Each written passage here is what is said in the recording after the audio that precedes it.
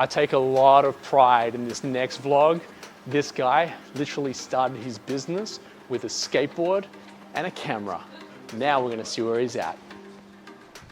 All right, Orange Theory, let's turn it up. All right, Orange Theory, looking awesome. Keep it up. Shut it down.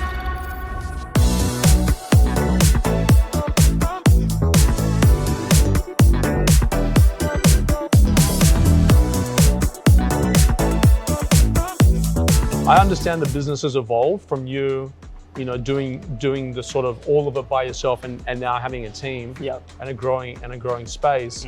But really, how has the focus of your business shifted in a post-pandemic or post-lockdown world compared to what it was pre? Yeah, gotcha. I think for me, there's been so many different learnings. I think everything that we went through in the past months was really me just learning what wasn't working and really facing that.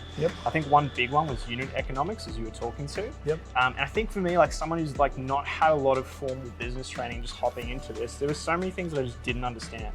And so, you know, to be very candid, a lot of stuff around pricing, I was just guessing.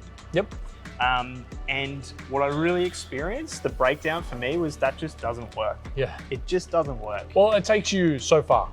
So far. So wow, I've got a $30,000 check coming in or a $10,000 check. Wow, the size of that is amazing. But did you actually make any money or did it cost you more? And I think particularly as well for a lot of creatives, because I get this when I'm talking to other creatives, there's this anxiety around pricing, or like, oh, they're gonna, you know, kick back at the price. It's a more emotional thing.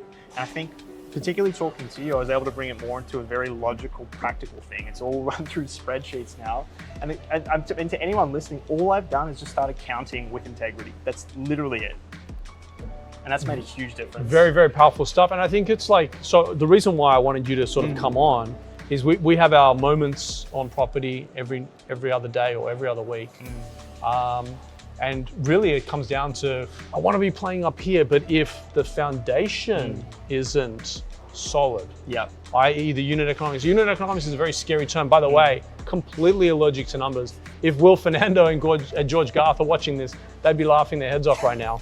However, from a fundamentals and from a ownership perspective, owning the numbers, owning that you don't understand the numbers is really, really powerful. I think that's the thing for me, man. It's like every step forward I take, it's like, all right, I want to get to the next level, and it's really exciting. But what I'm finding is to get there, I actually have to slow down and be like, okay, what skill am I missing? What do I not understand? Where do I have to be humble and ask for help in order to move forward? And that's pretty much been the journey. Yeah, incredible. So James, you know, there's so many things that I want to like bring out of you onto the table here, but I think what we're trying to articulate here on this specific vlog is, it isn't rocket science. What it is it's fundamentals, and it's staying consistent at those fundamentals. So making sure that when you price something out to the market, firstly, the market has to be able to absorb the price. Otherwise, you're potentially pissing in the wind, right? But understanding that if the market bites on that, what's my cost of goods? And how do I make money? Oh shit, there's no money. Okay, so then I've incorrectly priced myself. Maybe I can push it up a few extra points. Does the market respond favorably, yes or no? If it does, okay, now I'm in an operating rhythm. Now I understand my baseline. And then making sure that all of your cost of goods are actually wrapped up in your, you know, your proposal. Right? It's no good that lighting was an extra $500 in your case. Oh, don't worry, we'll just pay from it from profit. You know, line item that stuff. Line item everything so that you understand it, and then go forward knowing that you're not pulling in $100 here and pissing out 110 out there, right? Or 150 out there. That's really scary.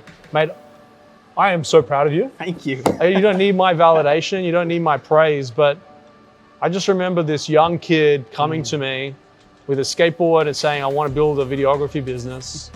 And I look around today, he's got employees behind his camera, he's got lights, camera, and hopefully I bring some action.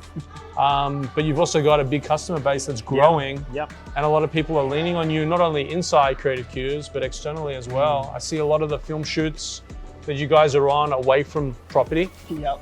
It feels to me like, you know, with good fundamentals and also good daily habits. I noticed that you put yourself through the gym in the morning and you're eating clean and you're consistent, which is one of the biggest secret ingredients to success. I think a lot of the times, like I sometimes get caught up in comparison where I'm looking, especially at a place like Creative Cubes, like there's so much big stuff happening here. Sure. And sometimes I get caught up like, oh, you know, should I be further ahead?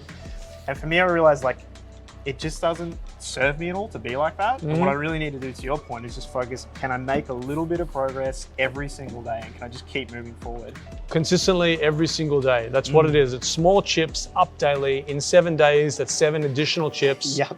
28 days, you know what I mean? Like, and then before you know it, 365 days later, you turn around, you're like, fuck, I've come so far. Yeah.